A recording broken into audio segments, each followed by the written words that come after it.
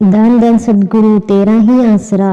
Bell icon का button दबाकर channel को सब्सक्राइब करें और वीडियो को शेयर भी करें।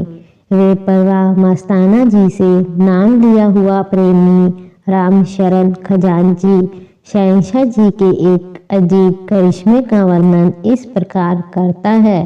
प्रेमी लिखता है कि सन 1958 में वे परवाह जी का पुराना नाम लेवा प्रेमी वजीर दरबार में काफी सेवा किया करता था। इस कारण उसके मन में अहंकार आ गया कि डेरे सच्चे सौदे का काम उसी के सहारे चल रहा है। अगर वह डेरे में न आए तो डेरे का सभी काम रुक जाएगा। यह सोचकर प्रेमी ने दरबार में आना बंद कर दिया। संत महात्मा फिर भी बहुत दयालु होते हैं। वे चाहते हैं कि किसी तरह जीव का प्रेम अपने मालिक से बना रहे। यह सोचकर शहंशाह जी ने उसके घर बुलावा भेजा। बुलावे पर भी वह कभी आ जाता और कभी नहीं। दरबार के 50 नंबर कमरे के पास जो 2 नीम के बड़े पेड़ हैं, इनके पास ही पहले बेपरवाह जी के समय में एक नल का हैंडपंप हुआ करता था। एक दिन बेपरवाह मस्ताना जी उसी नीम के पेड़ के नीचे खड़े थे। वह प्रेमी भी वहां आ गया। उस समय भी वह पूरे अहंकार ही में बेपरवाह जी के साथ खड़ा था। इस पर शहंशाह जी ने फरमाया, बताओ आसमान के नीचे कौन सा खंभा लगा है जिसके सहारे यह खड़ा है? तू समझता है कि तेरा सच्चा सौदा मेरे सहारे है और मेरे बगैर चल ही नहीं सकता। यहाँ लाखों वजीर धक्के खाते फिरते हैं, मस्ताना उनकी तरफ मुँह भी नहीं करता। तेरे दिल में तो अहंकार है कि मैं ही सच्चे सौदे को चला रहा हूँ। उसके बाद मस्ताना जी महाराज ने पास ही पड़ा एक लकड़ी का बिल्कुल सूखा डंडा उठा लिया और नलके के पास वाली थोड़ी सी गीली जमीन में जोर से गाड़ते हुए हुक्म फरमाया, आज से 8 दिन तूने सच्चे सौदे के अंदर नहीं आना। अगर आएगा तो मारेंगे। 8 दिन के बाद आना। 8 दिन के बाद अगर यह सूखा डंडा हरा न हुआ तो हम फकीरी छोड़ देंगे। 8 दिन तक वजीर अपने घर में बहुत ही बेचैन रहा। सच्चे सौदे आने का उसे हुक्म नहीं था।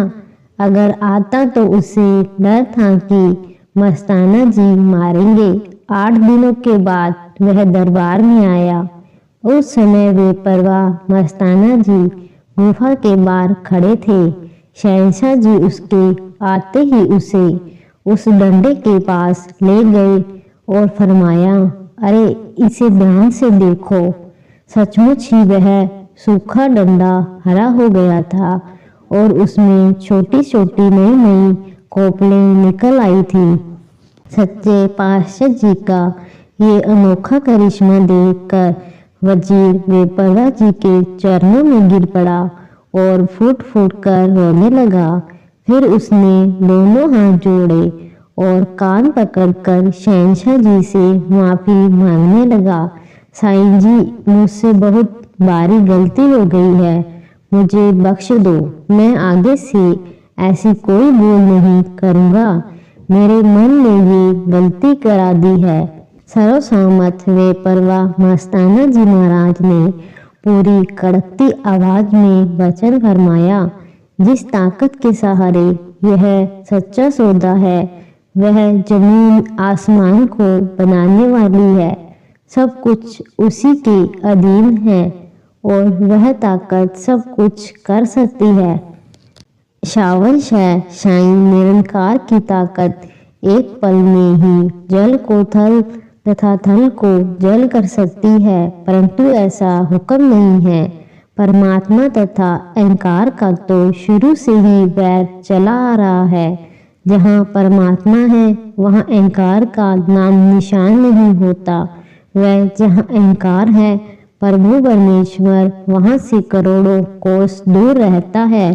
प्रेम ही परमात्मा सतगुरु का प्रकट स्वरूप है और जहाँ प्रेम नहीं है वहाँ पर कुछ भी नहीं है, अर्थात सब कुछ सुनसान व शमशान के समान है।